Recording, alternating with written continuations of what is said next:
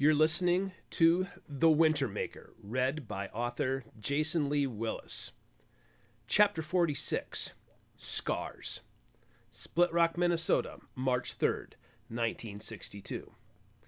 Chris Looning stood at his second-floor window looking down at the truck that pulled in front of the house.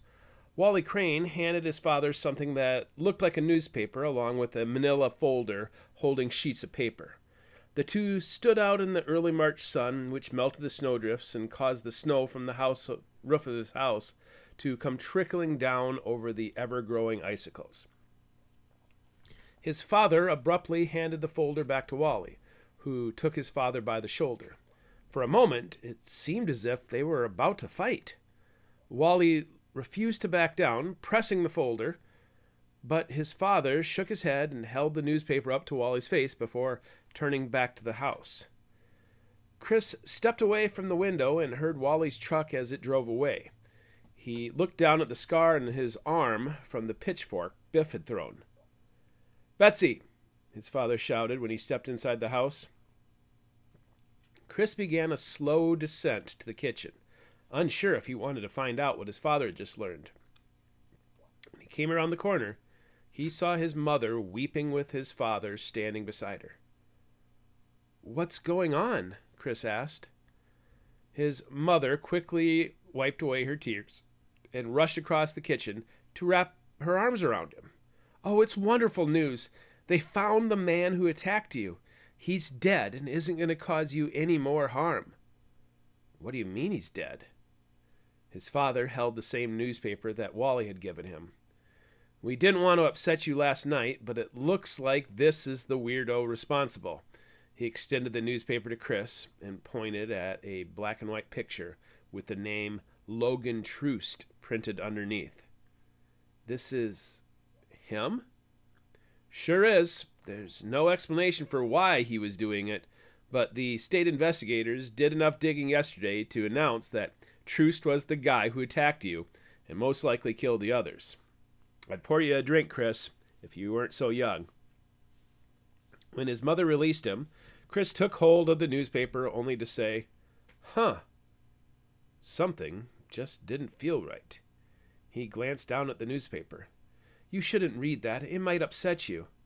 "It's okay, Mom. I just didn't expect him to be so normal."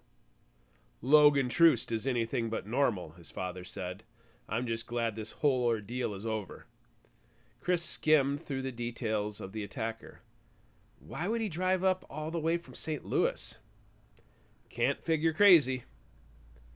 "I'm going to go call Chuck and Helen," his mother said in reference to Chris's older brother and sister-in-law in Georgia.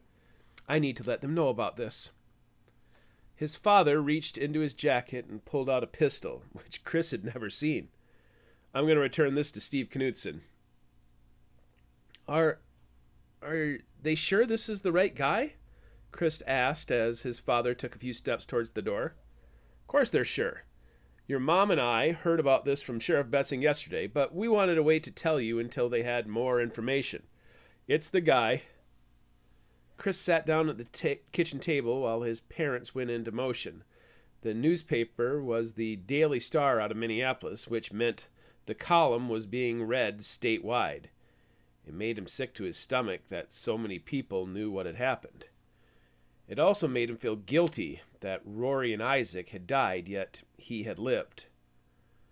The article said Troost was found hanging from the Blue Knife River Bridge, and investigators had found his car parked at Turtle Island State Park, which they believed had been used as a temporary base for over the last few months, coming and going between Missouri and Minnesota, where Troost had been born, in nearby Brainerd. There was chloroform in the trunk of the car, and he had to take a moment to breathe, remembering the man's hand clamping the wet rag against his face. The paper intimated the attacks were sexual in nature due to Troost's prior incidents in Chicago, St. Louis, and Kansas City. The coroner also confirmed that the pitchfork thrown by Biff Forsberg had indeed wounded Troost, whose wounds were found still bandaged. The smoker theory was also confirmed, as Troost had on him a half-smoked pack of Camels and a plastic Bic lighter. Chris almost jumped when his mother came to stand beside him. "It's almost surreal, isn't it?" she asked. "How are you feeling?" "Kind of weird. I'm sorry that you had to relive the whole experience." In truth, Chris didn't feel too much trauma. The incident had lasted a few seconds, and the chloroform had muddied most of his memories, including the color of the man's eyes. His father appeared. "Sheriff Betzing wants to speak with you again. Would it be okay if he stops by later this afternoon?" "Yeah, I suppose." Chris couldn't wait to talk to Jimmy and Biff about this. "Does this mean curfews are going to be lifted?" His mother laughed. "I suppose it does."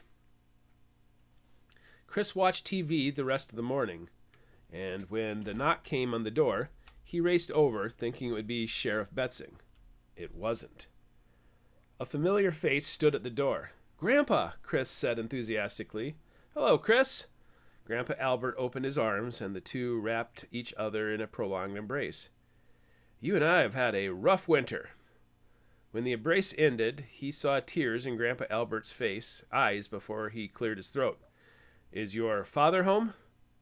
For a brief moment, Chris felt goosebumps running up and down his spine. He shook his head and stepped back. I thought you had pneumonia." Grandpa Albert laughed. "I did, but the nurses got me back on my feet. It seems the Lord isn't through with me yet." Chris noticed the manila folder Grandpa Albert carried. It appeared to be the same folder Wally Crane had tried to give his father. Up close, Chris could see it was labeled Hiawatha County Sheriff's Department.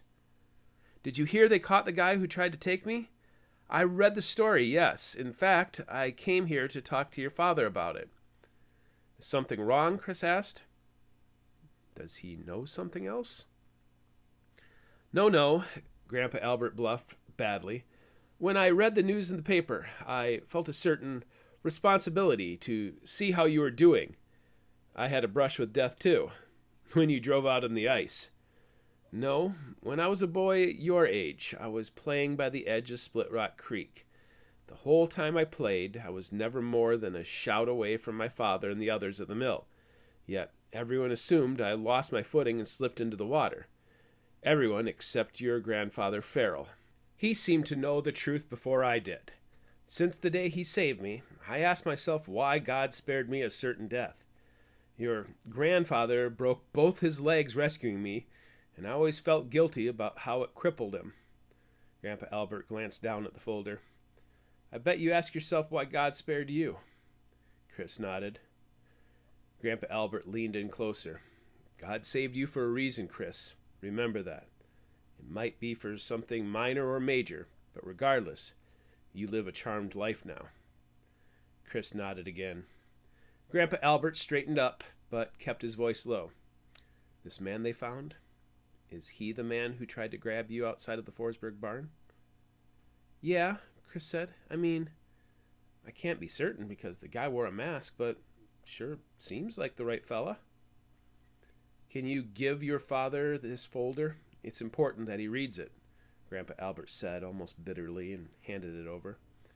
"I wish I could stay longer, but after being stuck in the hospital, I have many errands to run and not enough time.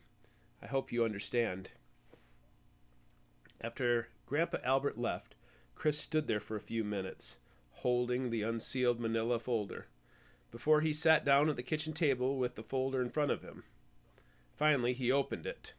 Inside, he found copies of police records and forms with blue ink underlining and circling certain passages.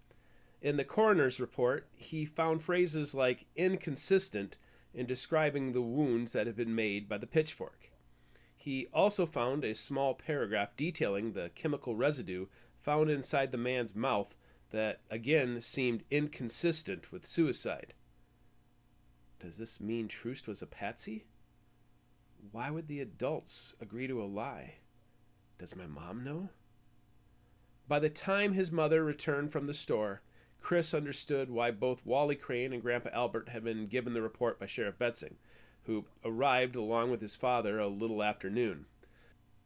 The sheriff asked the same questions that Chris had been asked a dozen times, which Chris answered honestly.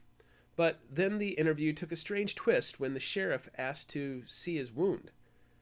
"Go ahead, Chris," his father said when the sheriff asked for him to take off his flannel shirt so he could see the wound. The sheriff inspected his arm. "Any infections or problems healing?" "It swelled the first week," Chris answered.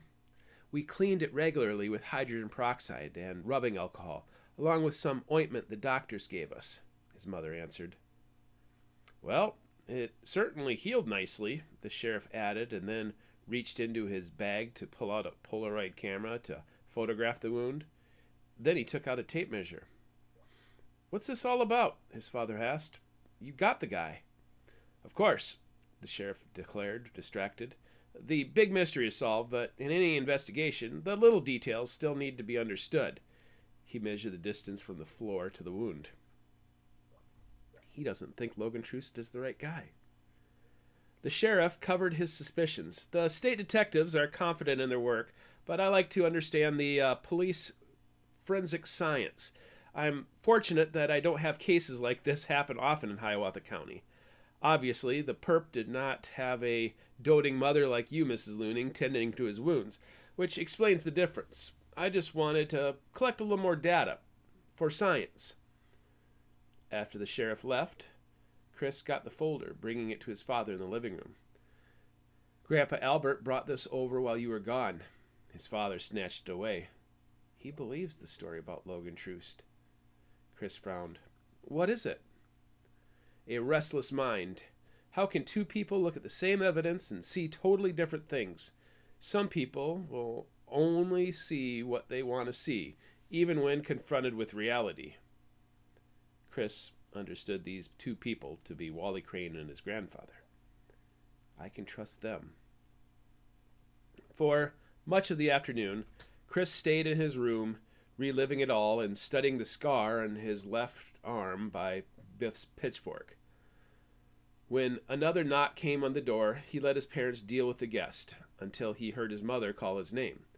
When he came running down the stairs, he saw Jimmy and Biff standing in the doorway. Behind them stood Jimmy's older sister, Alexandra, and his mother, Bonnie. "Hey, we just wanted to stop by and see how you were doing," Jimmy said. "We read all about the guy in the newspaper," Biff added. "It's just nice to be able to breathe again," his mother said to her guests. "We were all in town, and the boys wanted to stop and see their friend," Mrs. Nielsen said. "This is kind of weird. It looks like they patched things up. That's good." "Well, come inside and have some cookies," his mother offered. "I need to get Biff home, and we've got a trunk full of groceries to attend to," Mrs. Nielsen replied, smiling apologetically. "Oh, I understand. Thanks for stopping by." "Take care, my man," Biff said, shaking Chris's hand. "Yeah," Jimmy stepped forward next, repeating the gesture, but as he did, Chris felt a piece of paper between their palms. "We'll talk more on Monday." Chris caught the paper with his thumb and then quickly tucked it into his pocket. It wasn't until he reached the stairs that he pulled the note out. "Meeting at the McPherson hunting stand, 2 p.m. Sunday. Be there." Chapter 47. The Asante Lodge, Old Copper Road, March 4th, 1962. Nikki Guerin tucked the wrapped object into her bag as Cameron watched, his hands clasped together nervously. She zipped it shut and set the whole bag on her bed. The yellow papers sat spread out on her comforter. "And then I sing the song?" Cameron reached into his pocket for a piece of folded cotton and handed it to her. She unfolded it a bit to see words written in his hand with permanent marker. I transferred the song to cloth because paper can get wet and ruined," he said. "You could put that through the wash and still be able to read it." "That's a good idea, Cameron." Nikki opened it wide. "I still don't understand what any of this says or means, though." "It's okay. It's written It's written how you're supposed to say it." "What's supposed to happen when I sing it?" "It will protect them from what's coming." "Grandma Lily still thinks it is coming?" Cameron looked down and began to sway nervously. Are you sure you don't want to come with? He shook his head. He's scared of kids now. I don't blame him for not wanting to come with me. I don't know even if I want to do this. I'm doing this because you're my brother, and I want you to stop fretting, okay? After this, we'll let Grandma deal with all this hocus-pocus stuff, okay? Cameron nodded. Okay, then. Go downstairs and start talking to Mom and Dad about something so they won't see me sneak away and start asking questions. What should I talk about? Start talking about Bonanza. Pretend you're excited to see tonight's episode, and then start talking about some of your other favorite episodes. You're good about rambling, Cameron. I'll be home before supper, so don't worry about me. Cameron left her bedroom and walked downstairs. Nikki could hear muffled voices from the living room as their plan went into action, and then she picked up her bag and slowly walked down the stairs. She snatched her winter coat from the hook and softly opened the front door. The air was almost humid, and monstrous flakes fell from the March sky, purifying the terrain that had become stained as the accumulated filth of winter began to melt. Despite being so late in the season, the piles of plowed snow were still high, and it felt as if she walked down a tunnel as she left her driveway. Even on Old Copper Road, the plowed snow had filled the ditches, leaving a knee-high wall instead of a descending ditch. Because there was no shoulder, she watched for any passing car. Not wanting to draw any attention to herself, her pace quickened as she passed by the McPherson house, and halfway to the Forsberg farm, she spotted the little piece of cloth tied to the tree. As she neared, she saw footprints in the fresh snow. The others had already arrived. Traversing the ditch proved quite difficult, even if the distance was only 20 yards. She tried to follow the previous tracks, but her feet frequently broke through the snowpack, causing her to lose balance. Eventually, she reached the woods, and with her hand passing from trunk to trunk, she managed to move better. A few yards into the woods, she saw another piece of cloth, along with footprints that led away from the road. 3 more small pieces of cloth led her up a hill and back down to the Crow Wing River, where she saw a tree stand built for deer hunting. When she reached the tree, she could hear voices and saw the footprints of possibly 3 others. "Hello," she called out. "We're up here, Nick." The hinged door in the floor opened. The old gray deer stand looked much like a treehouse. 4 skinny birch trees had been used as posts for the structure, which stood 10 feet above the floor of the woods. It was built of old barn planks with hinged windows, which were all closed on all 4 sides.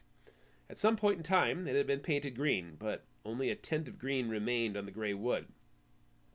2x4 steps had been nailed onto the thickest of the birch trees. Nikki climbed up into the stand. "Hey," Jimmy Nielsen, with her grandfather's journal on his lap, said from the spot beside the trapdoor. "Hey," Nikki replied, and then noticed Biff Forsberg sitting opposite him in the corner. Gavin sat against the same wall. It was surreal seeing him here. For only a few months earlier, she and Gavin had gotten to second base when she brought him a thermos of hot soup while he was deer hunting. She looked at him now and could only say, "Hey." "Glad you could make it," Gavin greeted. "I'm surprised you're not too cool to be seen with us," Nikki snapped. "We promised Mrs. Crane we'd be nice to each other," Jimmy reminded. "We all know how serious this is." "I need to stop taking it out on Gavin." She nodded and gave Gavin an apologetic shrug. "Where's Christopher?" Nikki asked as she climbed into the deer stand and took her spot. "Running late as usual," Biff answered. "Someone should have brought him here," Nikki said. She looked at Gavin. "You should go pick him up." "We already talked about this, Nick. We need to be discreet," Gavin answered. "Because of the Order of Eos? Do you think it's real?" "I do," Biff said. "I met with them back in Nova Scotia. I think they're grooming me to join it. Everybody's connected. The folks out here act like regular people, but it gets really weird the farther up the family tree you get. Half the people out here are related in one way or another, came out here because of the Sinclair family." Why would that matter? Nicky asked, trying to catch up. Triton Corporation put up the Nicollet Dam and tried to move the Chippewa off the reservation, Biff explained. Ultimately, they failed to get rid of the reservation, but only because of what happened in the Battle of Sugar Point. If there's a human face behind the mask, I bet it's connected to the St. Clairs. Mrs. Crane is right about that we need to be careful, Gavin added. After 100 years, it'll be hard to tell friend from foe around here, especially after folks accepted the story about Logan Troost. Everybody believes it, Nicky muttered. The only people that don't are meeting in a deer stand. If Logan Troost is not the guy who tried to kill us, Biff insisted, then he is the 10th death at the shores of Lake Manitou since the fire. If we don't figure out the killer soon, it isn't going to matter. The Wintermaker will have his 12. Did you finish the list from 1898? Jimmy asked Gavin. I did, he said, taking a glance down at his old notebook. Zero Gunn, a visiting businessman from New York, died in his bathtub in 1897, but he seems to be the first who died suspiciously. After that, it was the murder of Lily's grandfather, Nana Conan, and her mother, who died at the hands of Adam Good Thunderface, who also killed Jonah Penny, who tried to take him at Carousel Island. And that matched up with the 4 roller coaster deaths last summer, Jimmy said, looking at his contemporary list.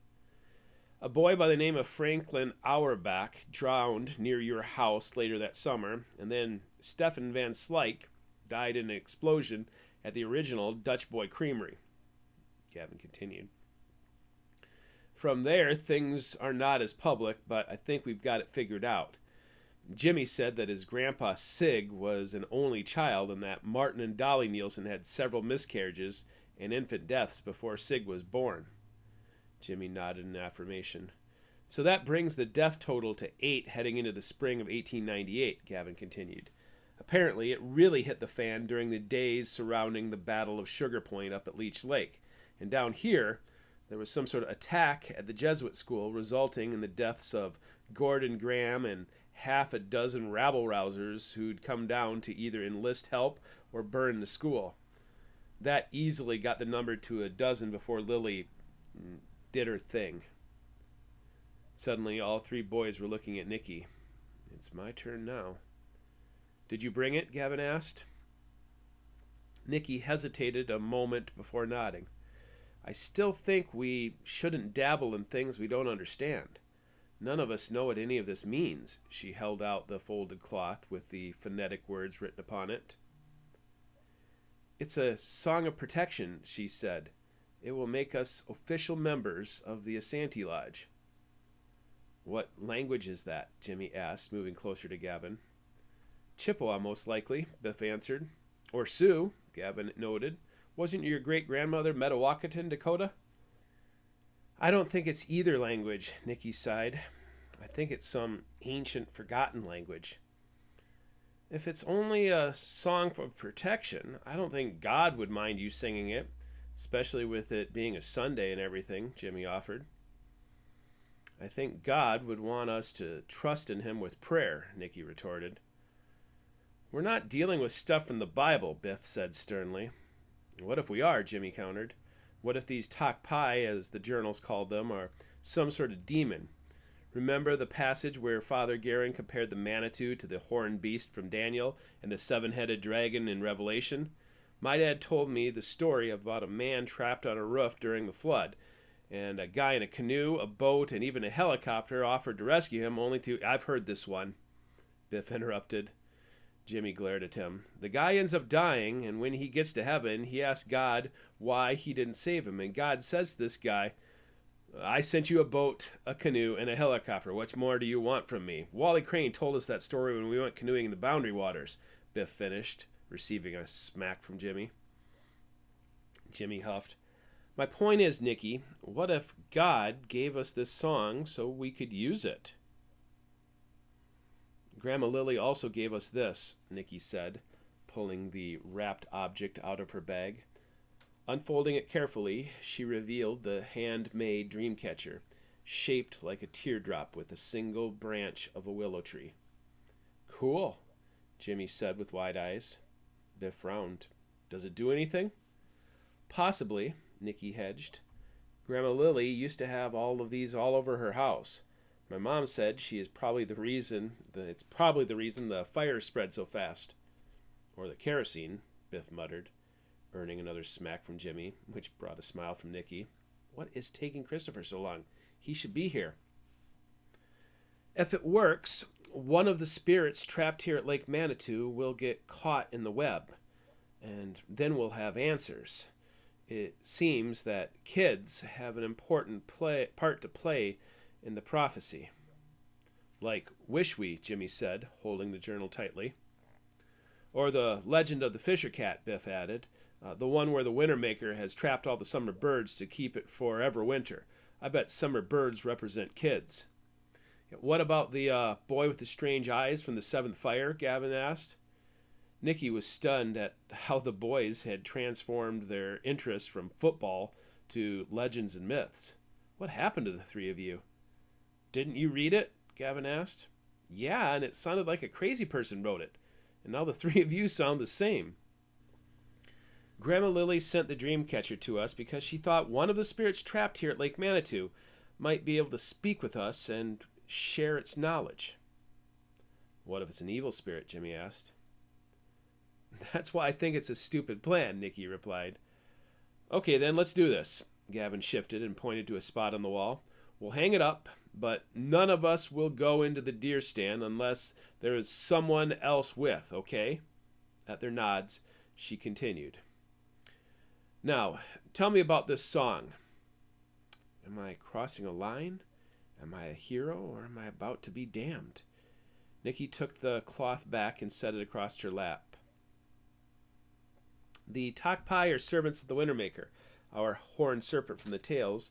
While each of them has powers, they have their limits. They are bound to the Wintermaker and cannot stray far from water. With each death, they grow stronger, and collectively, their magic also grows. While only a fire handler like Grandma Lily can face the Wintermaker, this song will repel any of the Tokpai from harming us.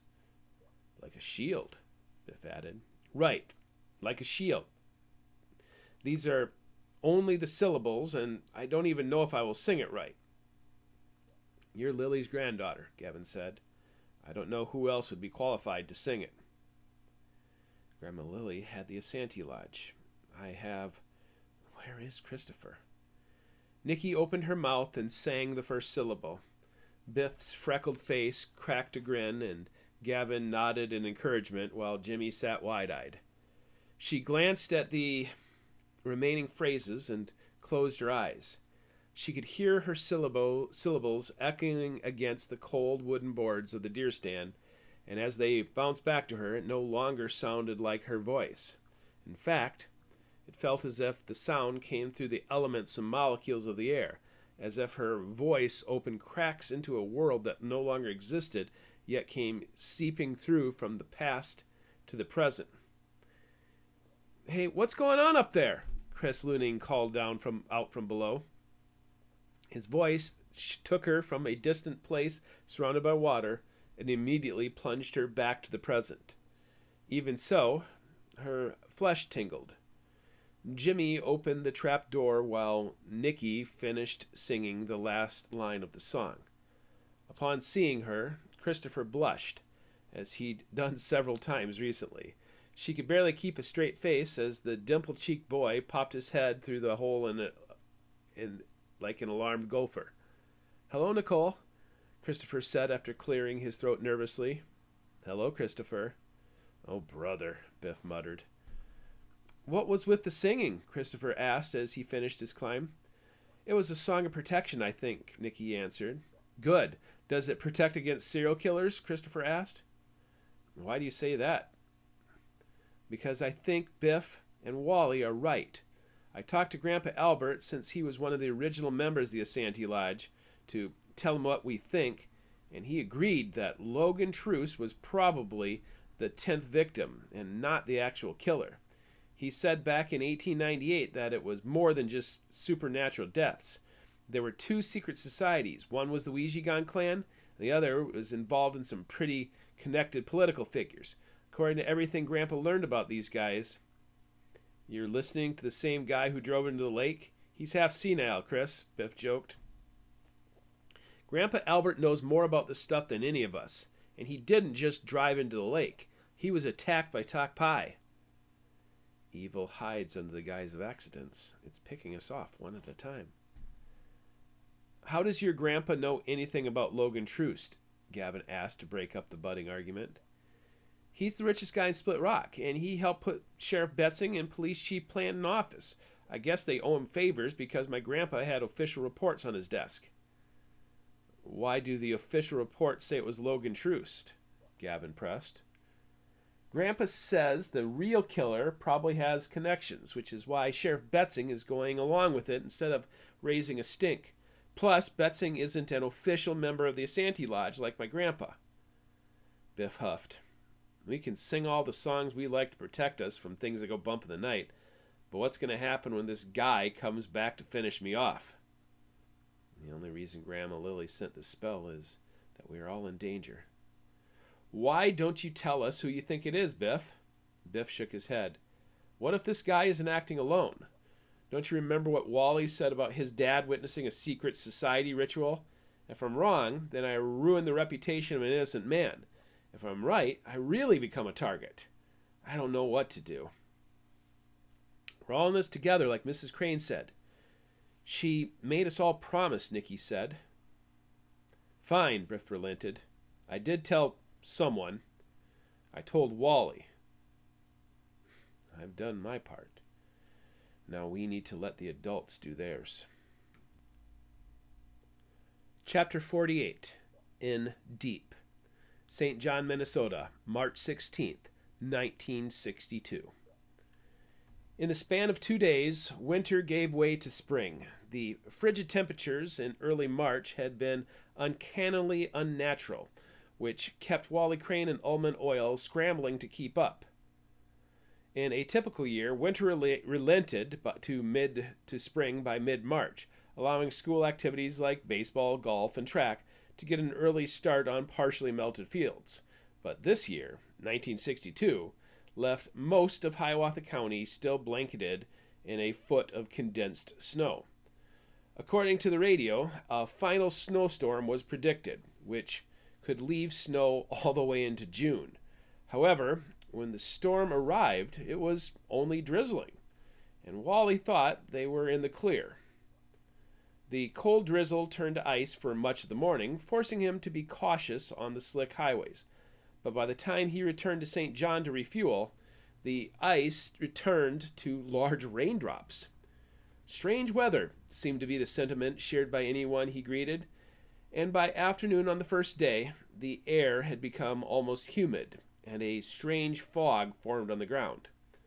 By the morning of the second day, the world turned to a slushy hell as a warm front from the southwest brought sudden temperatures in the 60s coupled with a steady downpour. Although most of the gravel roads were still frozen a few inches below the surface, Wally had to be careful not to get stuck in the pools of standing water, for the 2 inches of rain turned into 6 inches of water when the winter drifts began to melt. Pulling into Split Rock mid-morning, Wally had to slow in order to watch the majesty of the raging Crow Wing River.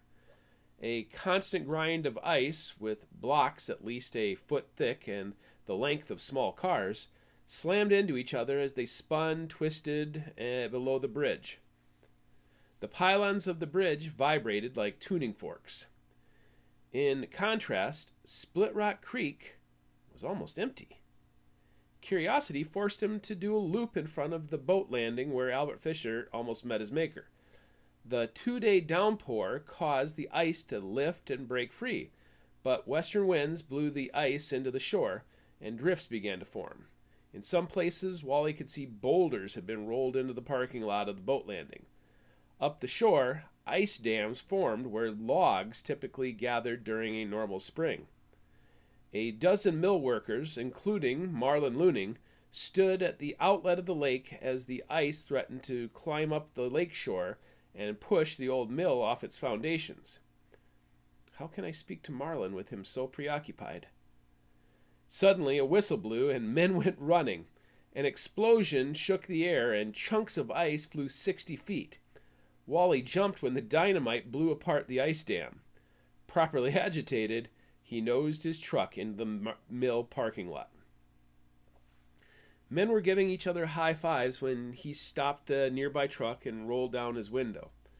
"What in the Sam Hill heck is going on down here?" Wally asked Buddy Trainer, one of the local workers. "Hey, Wally," Buddy answered. "The damn ice is so thick it was climbing over itself like a ramp. It was going to slide right into the building." "Somehow I've got a feeling Steve didn't get a permit for that dynamite," Wally mused. It wasn't his circus, but the clowns still got under his skin. "What dynamite?" Buddy joked.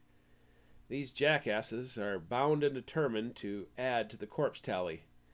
You boys be careful." On the south edge of town, Wally turned onto Old Copper Road and immediately regretted his decision. Doc Jenkins' bridge had no pillars, and as he climbed the hill, the back end of his oil truck fishtailed.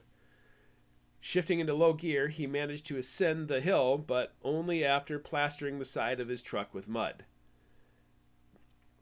At the Forsberg house, the road was solid and mostly downhill. After he passed the McPherson farm, he had to stop before descending the hill toward the Guerin farm. Instead of seeing the thin line of Canaransi Creek cutting through the wild rice fields, Wally stared at a new arm of Lake Manitou.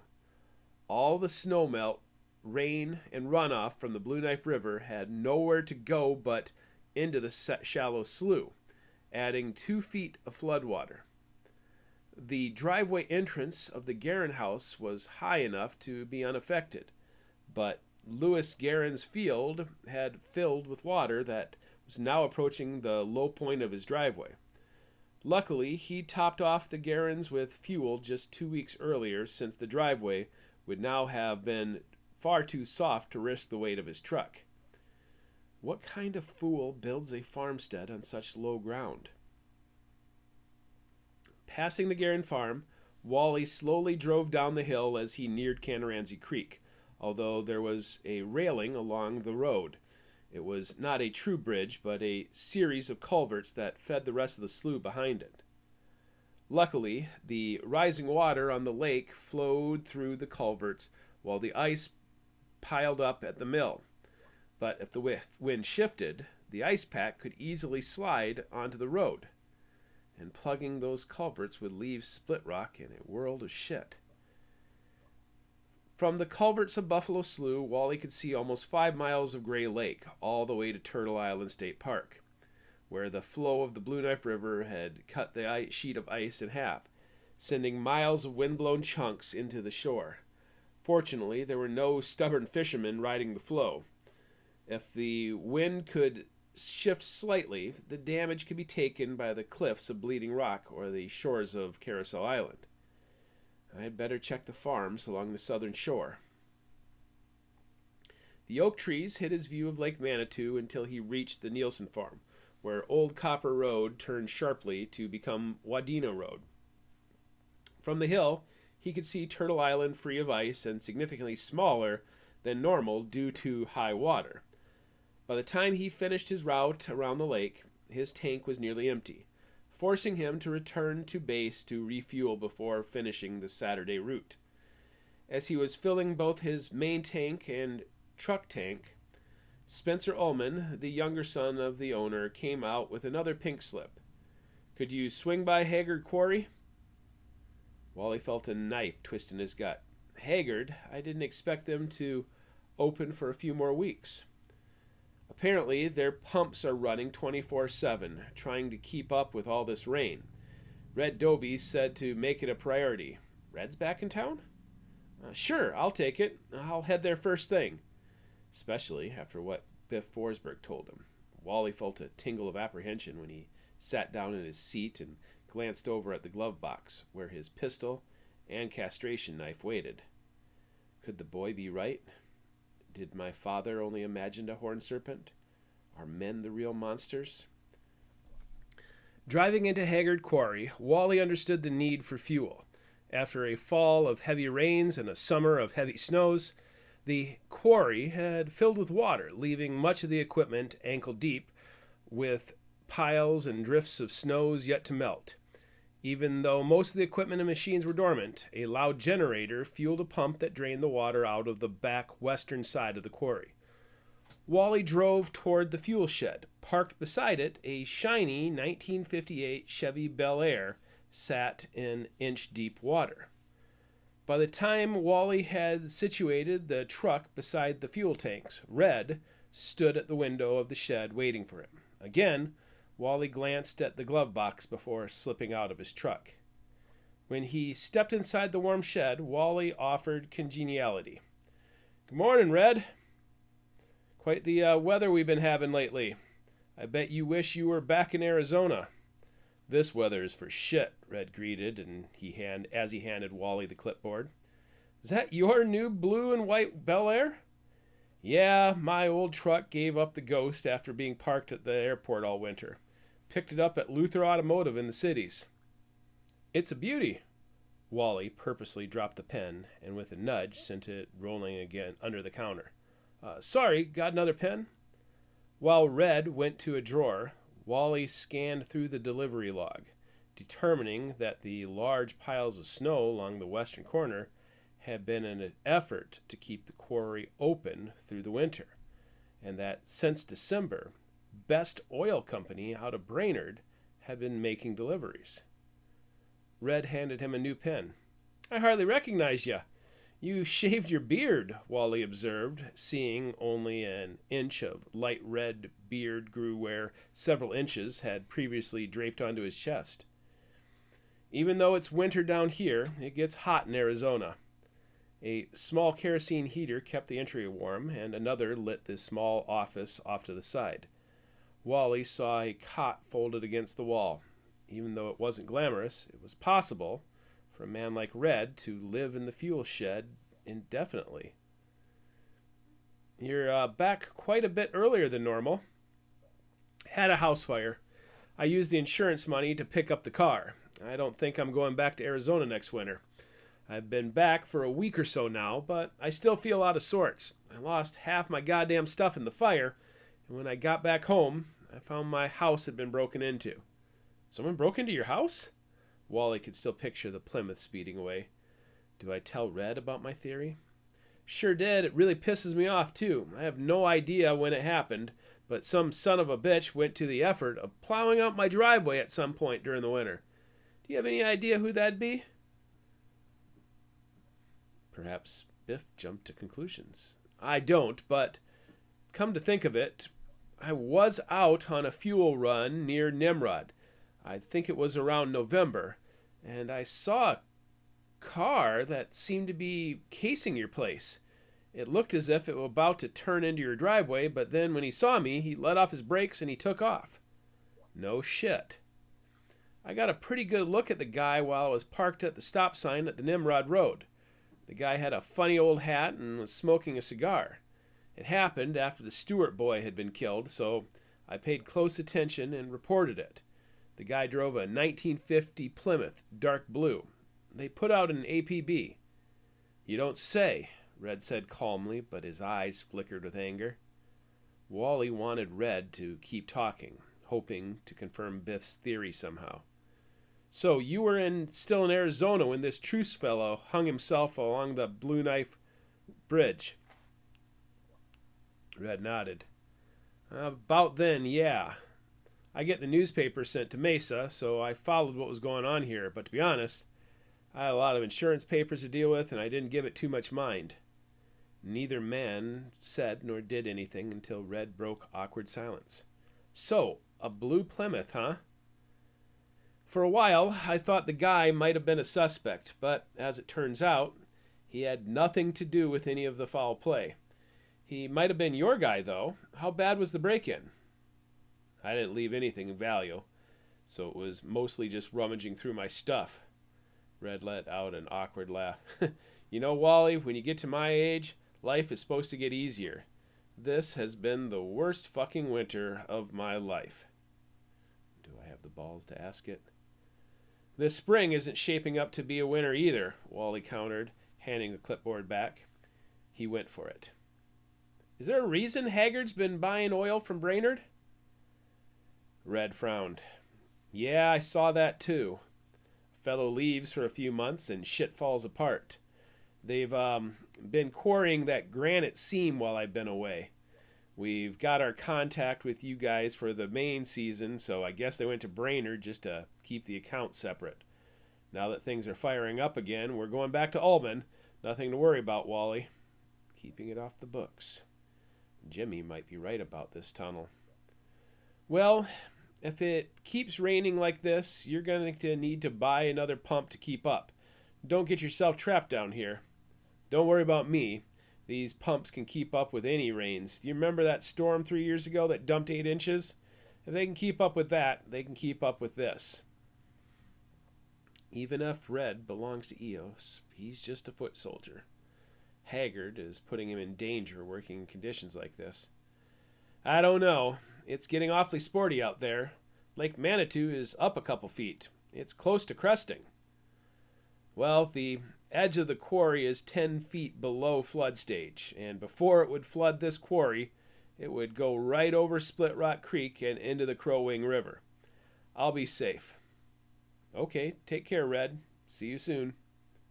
Wally got back into his truck and looked over the glove box.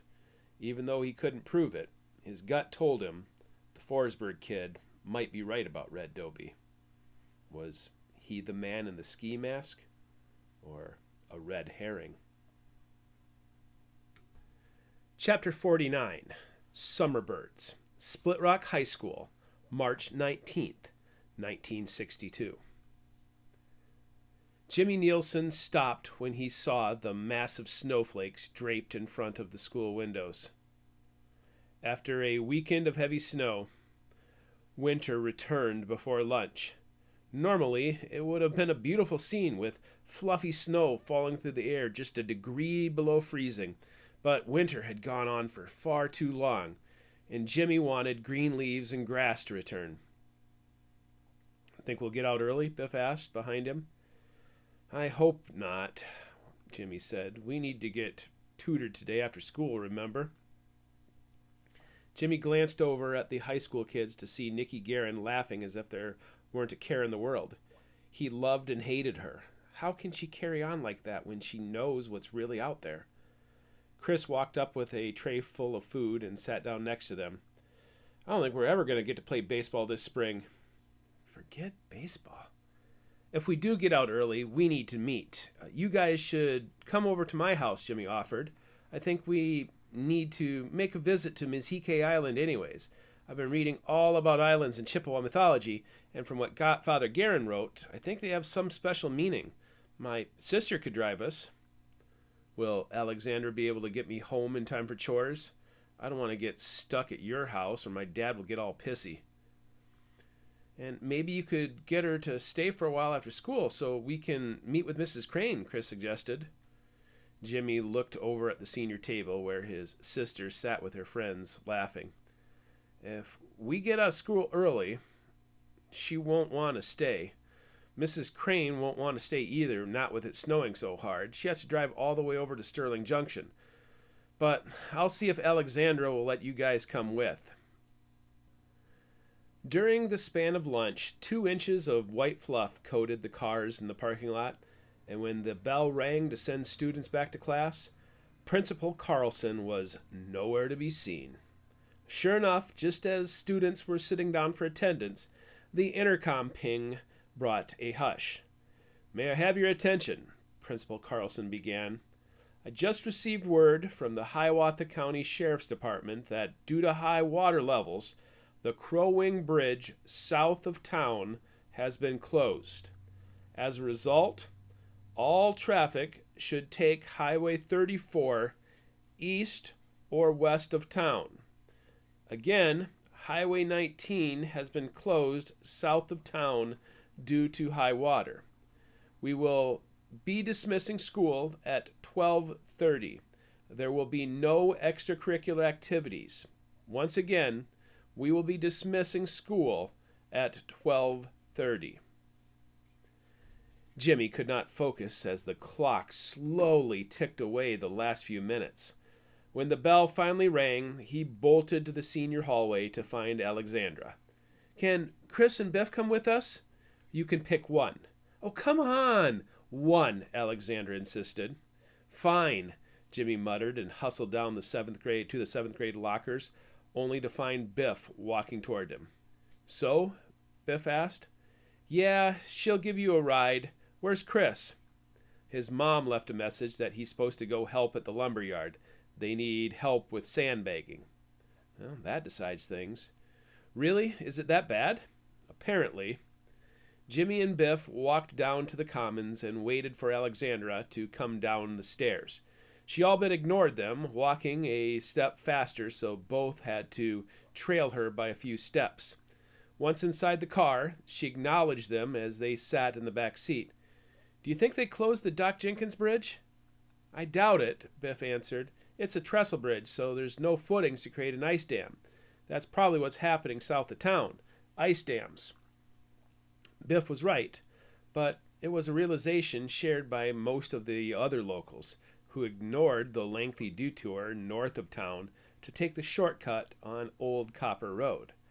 Market Street traffic had backed up 3 blocks due to the road closed signs, and even when Alexandra turned toward home, they were stuck behind Bus 12, which chose the same shortcut in order to reach the farms south of town. The water passing below the Doc Jenkins Bridge was so violent that a heavy mist rose from the channel like rain, forcing Alexandra to turn on her windshield wipers. As they climbed the hill, the bus kicked up muddy splatter that further dirtied the view. "Oh, for Pete's sakes," Alexandra huffed. "Don't drive so close to it," Jimmy scolded. "Pull over in my driveway," Biff added. "I'll clean it off with some snow." Alexandra listened and pulled over. Biff exited from the rear passenger door and grabbed a fistful of snow, slapping it onto the windshield, and with help from the wipers, quickly cleared some mud. He slapped on another handful of snow, and between swipes from the wiper, he used his coat sleeve to wipe off the heaviest of the mud. As Jimmy sat uselessly in the back seat, he saw Mrs. Crane and her daughters drive past them. He gave a little wave, realizing that she had also taken the shortcut in order to reach her home in Sterling Junction.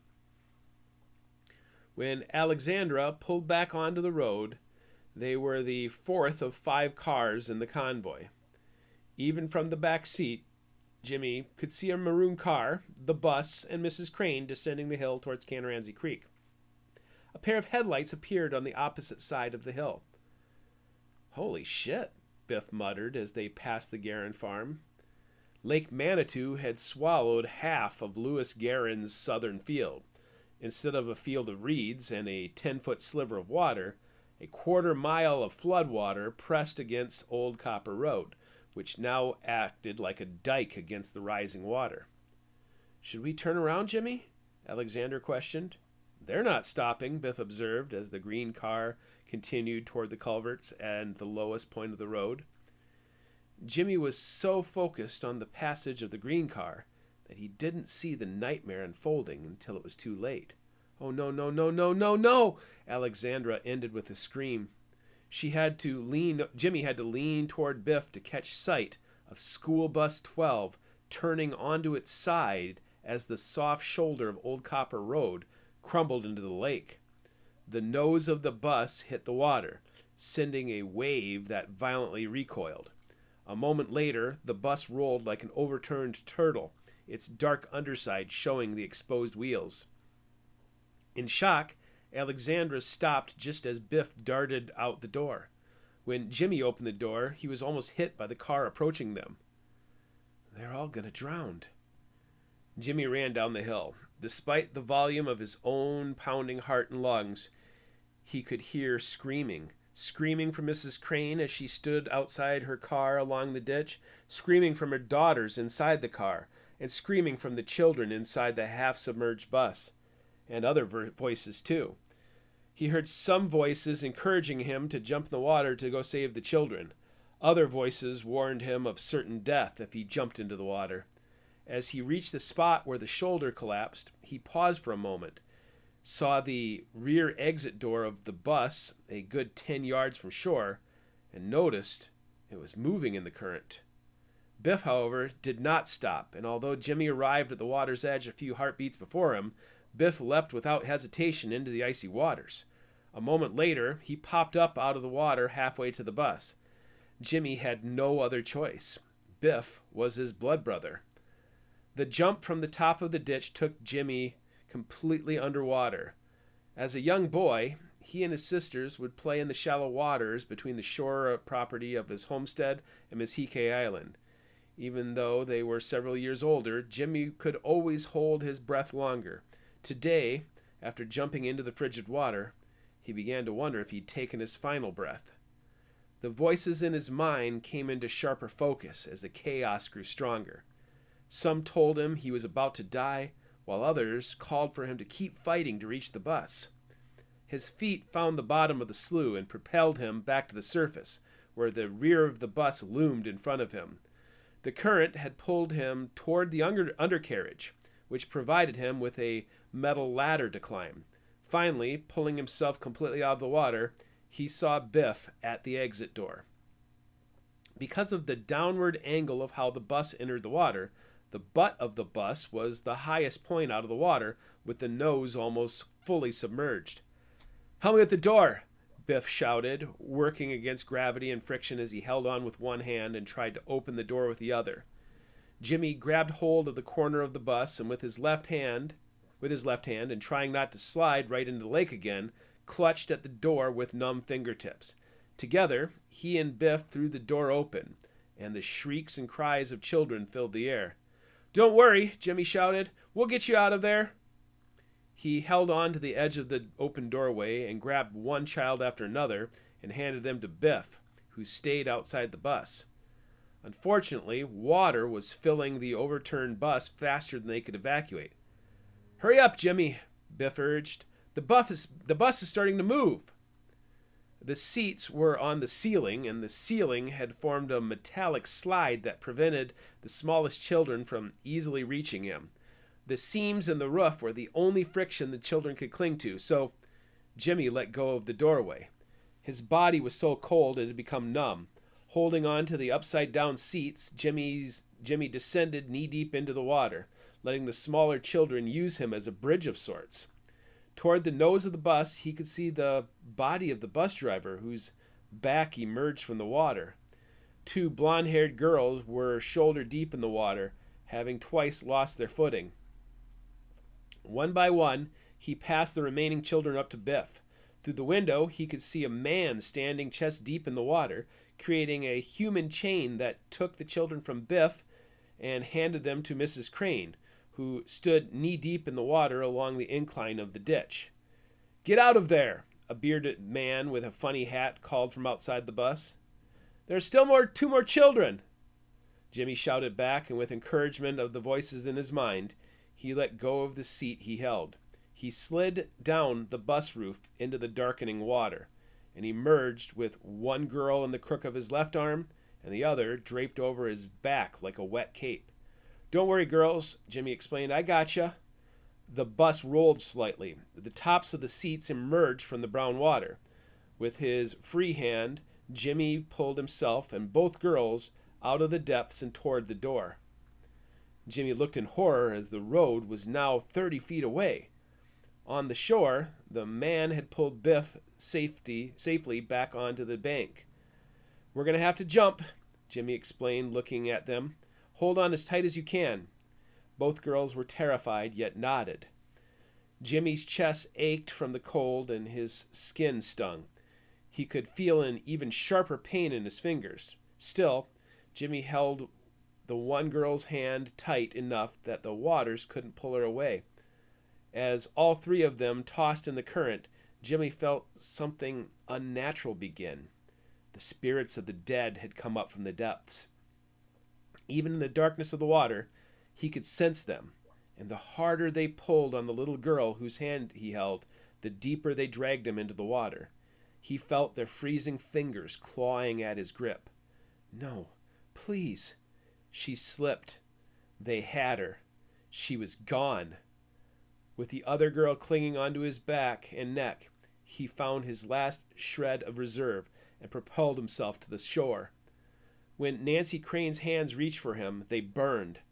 She pulled the little girl off of him, and with his hands and feet firmly placed on the side of the ditch, he took a deep breath without weight around his throat. He had a chance. He turned, and though he could not see the other girl break the surface, he could see the current heading toward the 3 culverts. Taking a deep breath, he filled his lungs, only to feel a man's hand reach under his armpits to hoist him out of the water. "No, I can get her!" The voices were silent in his mind. 2 souls had been claimed, but countless others were standing with Mrs. Crane and Biff on the gravel road. Still, Jimmy struggled. "She's gone," the man holding him said. "You did all you could." The man was right. When Jimmy was lowered onto the gravel bed of Old Copper Road, his muscles turned to mush, and he fell onto his side like a rag doll. The bearded man with the funny hat lifted Jimmy back up and put his arm around him as they both shivered. With his face pressed against the wet tweed of the man's jacket, Jimmy watched the bus as the bus rolled toward the culvert that led to Buffalo Slough. This is the end of Part 11.